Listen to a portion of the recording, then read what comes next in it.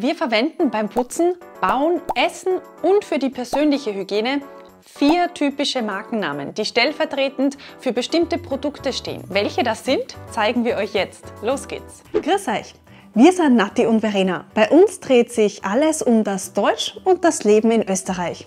Wir begleiten euch auf eurem Weg vom ersten Kontakt mit dem Dialekt bis hin zu dem Moment, wo Gespräche verstehen kein Problem mehr ist. In einem anderen Video haben wir euch schon andere 4 Markennamen gezeigt, die wir so gut wie jeden Tag als Bezeichnung für eine ganze Kategorie von Produkten verwenden. Schaut euch dieses Video auch unbedingt an. Und heute haben wir 4 weitere Markennamen für euch, die wir typischerweise als Synonym für ähnliche Produkte verwenden. Beispiel 1: Soletti. Kleine, dünne Salzstangen sind ein Klassiker auf Partys oder Abende mit FreundInnen. Zumindest können wir uns seit unserer Kindheit daran erinnern, dass es fast immer diese Salzstangen gegeben hat. In Österreich sagen wir dazu immer Soletti. Das ist aber eigentlich ein Markenname. Der Duden führt Soletti als Markenname an, der in Österreich für dünne, kleine Salzstangen verwendet wird. Und damit hat er recht, denn wir verwenden Soletti stellvertretend für diese Art von Salzstangen. Obwohl Supermärkte zum Beispiel auch Salzstangen verkaufen,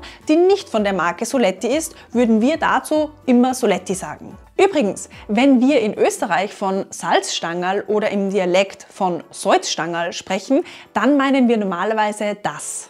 Das ERL, also das Erl am Ende bei Salzstangerl, ist in Österreich übrigens die typische Verkleinerungsform. Wenn euch der Diminutiv in Österreich interessiert, dann schaut euch nach diesem Video gleich unser Video zur Verkleinerungsform in Österreich an. Und nur was Spannendes: Verena, hast du gewusst, dass Soletti aus Österreich kommt? Was? Na echt? Ja, und zwar aus der Steiermark. Das ist ein Bundesland in Österreich. Die Bäckerei Zach hat die Salzstangen erfunden und 1949 entstand dann die Marke Soletti. Heute produziert Soletti aber nicht nur Salzstangen, sondern viele andere Knabbereien und Salzgebäcke. Mittlerweile gehört Soletti aber zu Kelly. Was den Namen Soletti betrifft, soll er unter anderem aus der Vorliebe der Familie Zach für Italien entstanden sein. Denn Soletti leitet sich aus Sole, Sonne und Sale, Salz ab. Außerdem wollte man eine verbale Verkleinerung ausdrücken und wählte daher die Diminutivform im Italienischen im Plural Etti. Kennt bzw. mögt ihr Soletti? Wie nennt ihr diese Salzstangen in euren Heimatländern? Kommen wir vom Essen zum Bau, Verena. Beispiel 2: Rigips. Das nächste Beispiel ist etwas für HeimwerkerInnen. Unsere Schwester hatte noch vor kurzem eine Baustelle daheim und da haben wir oft das Wort Rigipsplatten gehört. Das sind Gipskartonplatten, die für die Errichtung von Innenwänden verwendet werden. Eigentlich handelt es sich bei Rigipsplatten um Gipskartonplatten der Firma Rigips.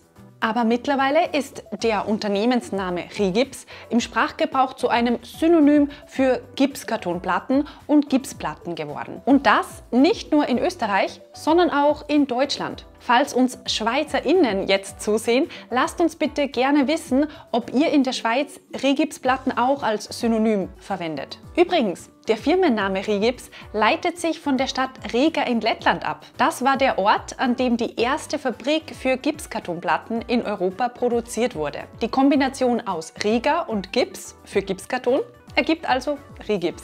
Rigips war ursprünglich nur der Produktname, wurde schließlich aber zum Unternehmensnamen. 2022 wurde Rigips in Deutschland als Marke des Jahrhunderts ausgezeichnet. Und vom Bau geht's weiter zum Putzen, Nati. Beispiel 3: Wettex. Das ist ein Schwammtuch der Firma Wettex. Die Marke Wettex ist so bekannt geworden und hat sich so im Sprachgebrauch etabliert, dass wir mit dem Wort Wettex mittlerweile ganz generell Schwamm- und Spültücher bezeichnen. Warum aber hat sich Wettex so in unserer Sprache eingebrannt? Wahrscheinlich, weil es das erste Schwammtuch auf dem Markt war. Das war 1949. Der Name hatte also viel Zeit, um zum Synonym für Schwamm- und Spültücher zu werden. Genau wie Tixo, wie wir euch in unserem ersten Teil des Videos schon gezeigt haben. Diese Grafik zeigt, dass über 70% der ÖsterreicherInnen Wettex kennen. Wie ist das bei euch? Nennt ihr Schwamm- und Spültücher auch Wettex? Wettex ist übrigens eine schwedische Marke. Wettex wurde 1949 vom schwedischen Ingenieur Kurt Lindqvist erfunden. Hinter der Marke Wettex steckt die Freudenberg-Gruppe. Und in der Sparte Freudenberg Home and Cleaning Solutions fallen auch andere Reinigungsartikel. Markennamen wie Vileda kennt ihr vielleicht, oder? Übrigens soll der Name Wettex von Kurt Lindquists Frau kommen. Sie hat den Namen für den Putzschwamm von den zwei Wörtern Wet und Textile abgeleitet. Sehr spannend. Schauen wir jetzt noch zum letzten Beispiel für heute. Beispiel 4. OB. Für viele Frauen gehört das nächste Produkt zur Standardausstattung, wenn es um Hygieneartikel geht. Nicht nur in Deutschland, sondern auch in Österreich steht OB als Begriff für Tampons. Eigentlich ist OB aber, wie alle unsere Wörter heute, wieder ein Markenname. OB ist ein Akronym für ohne Binden. Und Binden oder Damenbinden sind Einlagen, die Frauen während ihrer Periode verwenden können. Ist euch aufgefallen, dass OB ein deutsches Akronym ist? Das erklärt sich durch ihren Erfinder. Es war nämlich ein deutscher Ingenieur, Dr. Karl Hahn, der gemeinsam mit zwei PartnerInnen OB auf den deutschen Markt gebracht hat. Damals gab es nämlich keine Tampons auf dem deutschen Markt. Die Idee dazu hatte er 1947, als er in einer amerikanischen Zeitschrift über eine Werbeanzeige für Tampons gelesen hat. Und was hat euch heute in diesem Video fasziniert? Schreibt uns das gerne unten in die Kommentare. Wir freuen uns, wenn wir uns nächste Woche wiedersehen. Bis dahin wie immer nicht vergessen, gemeinsam macht Deutsch in Österreich doppelt so viel Spaß. Ja, na, Christi! Und was geht bei dir? Mahlzeit!